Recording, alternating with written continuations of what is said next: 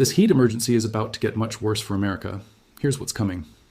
2 American cities just broke temperature records that had stood for their entire recorded history.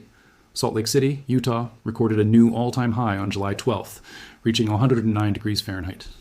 The National Weather Service and ABC News stated the 111-degree Fahrenheit measurement in Billings, Montana on July 12, 2026 was an all-time heat record. Both records shattered. Both in the same weekend, under the same dome. And here is the part that almost no one is talking about this morning. July 18th, 2026. That was not the peak of the emergency.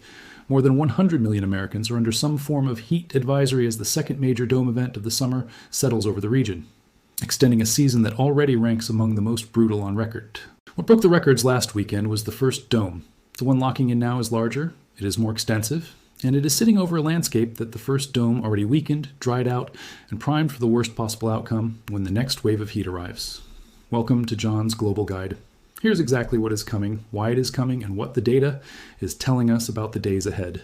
Let's start with what the records that fell last weekend actually mean, because the language of record-breaking weather gets used so casually in media coverage that it has lost almost all its impact. There is a difference between a daily record and an all-time record, and it is a critical difference. A daily record is the hottest it has ever been on one specific calendar date, the hottest July 12th on file at a given station. Those fall regularly, dozens of them break every summer somewhere across the country. An all-time record is an entirely different category. It is the hottest that station has ever measured, in any month, in any year, going back through every summer the station has ever observed. All the brutal heat waves of the 20th century, every scorching stretch in living memory, every worst-case summer anyone at that station has ever documented, all of it already baked into that record before this year arrived. Salt Lake City recorded 109 degrees Fahrenheit on July 12th. Its previous all-time record was 107 degrees. That is not a tie. That is not a near miss. That is 2 degrees above the previous ceiling of everything Salt Lake City had ever measured in its entire observational history. In Billings, Montana hitting 111 degrees when its previous all-time record was 108, means the dome didn't just barely clip the record, it cleared it by 3 degrees. Numerous weather stations in Montana, Utah, and Wyoming recorded their highest temperatures since record-keeping began. Not since last year, not since the previous decade, since record-keeping began. The latest purveyor of heat was a strong ridge of high pressure that lingered in the upper atmosphere over the northern Rockies on the weekend of July 11th, 12, 2026. This pushed hot air toward the surface and trapped it there. A weather phenomenon meteorologists call a heat dome. Heat domes put the brakes on convection and suppress clouds and precipitation. Here is what that means in physical terms. A dome of high pressure forces air to sink from the upper atmosphere downward. Sinking air compresses. Compressed air warms, and because high pressure also suppresses cloud formation, there's nothing left overhead to block the sun during the day. So you get clear skies, sinking warm air, and a surface that bakes hour after hour with no interruption. Do that for one afternoon, and you get a hot day.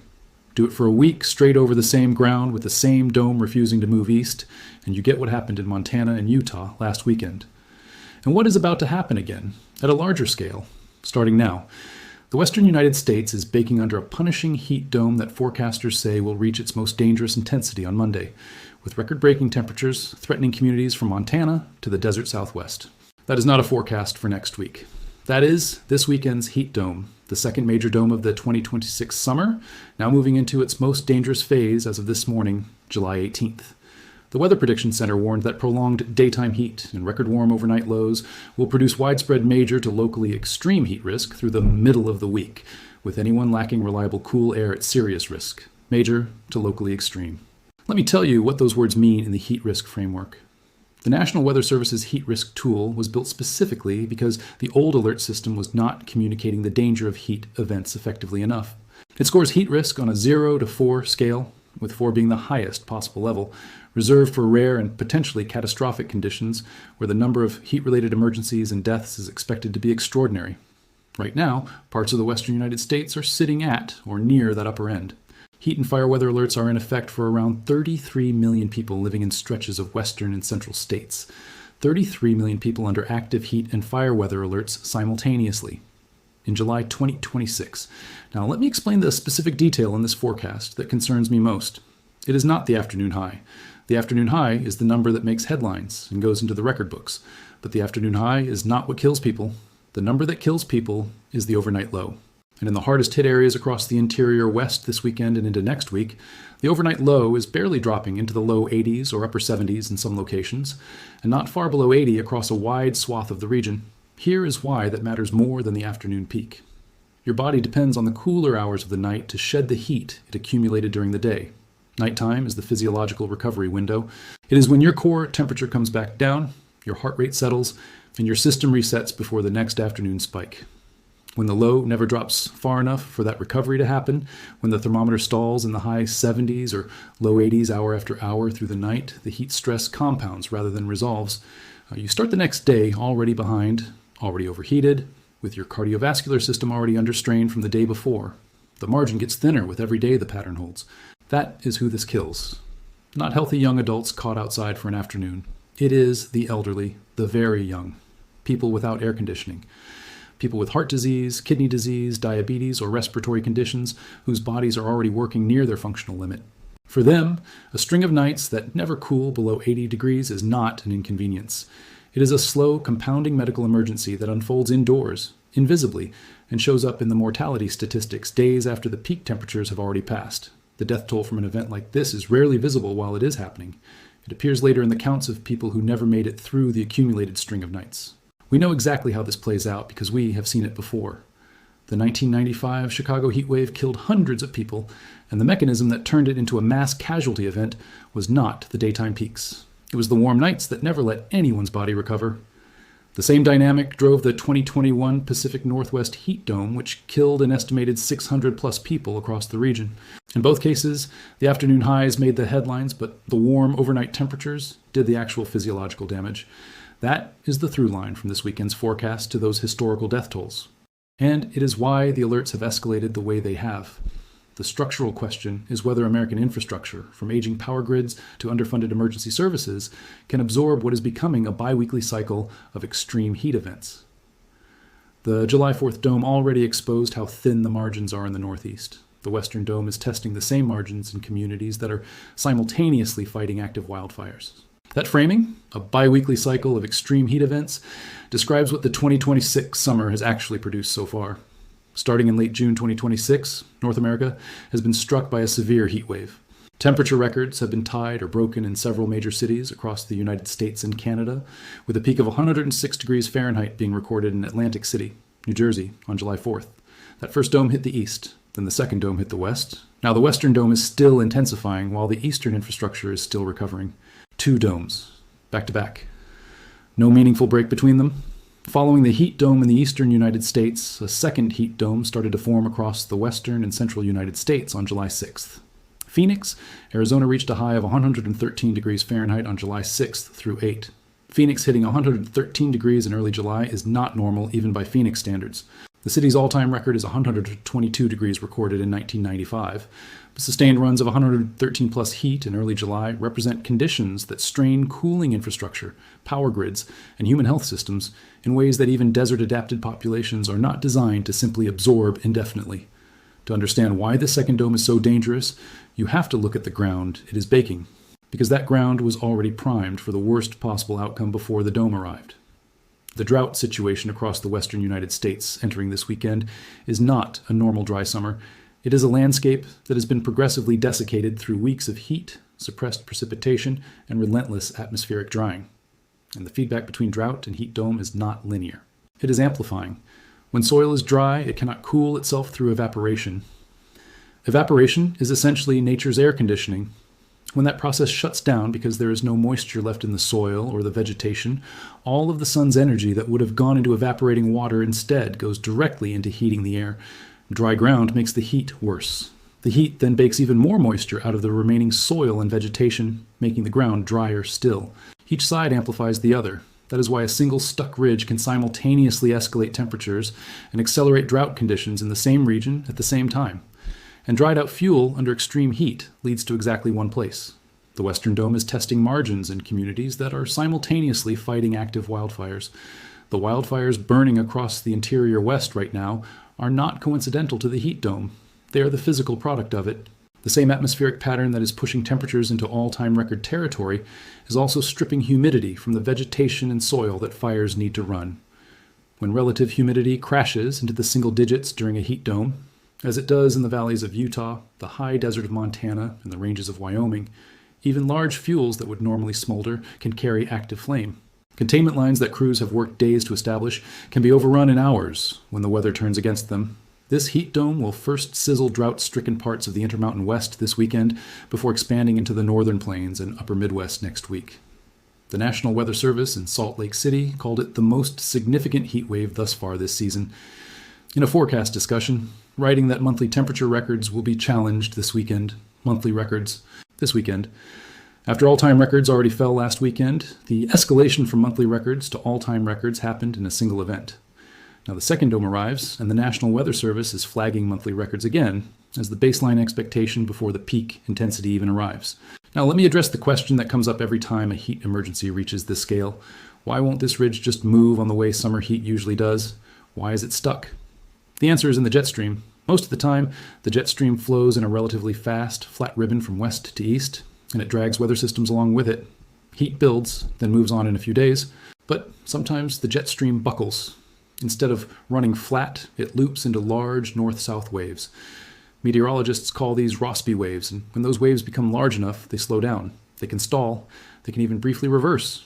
And a large ridge of high pressure caught inside one of those stalled waves becomes what is called a blocking pattern.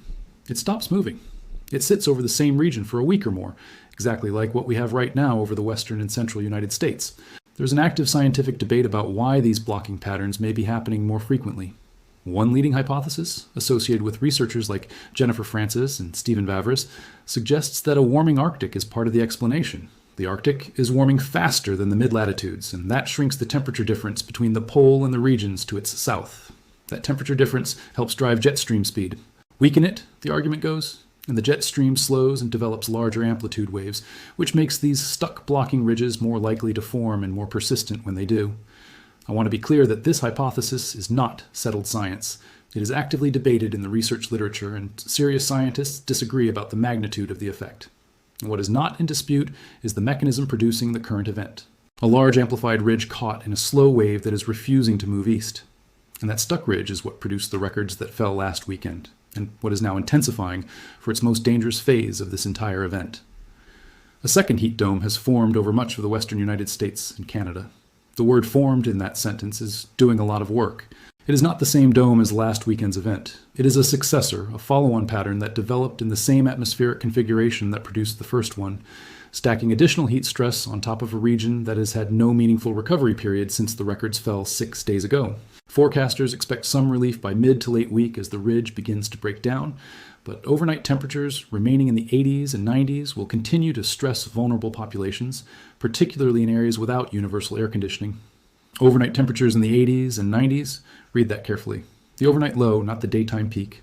The overnight minimum, the bottom of the daily temperature cycle, the reading at 4 or 5 in the morning when the night is supposed to be at its coolest, is expected to sit in the 80s and even the 90s in the most severely affected areas.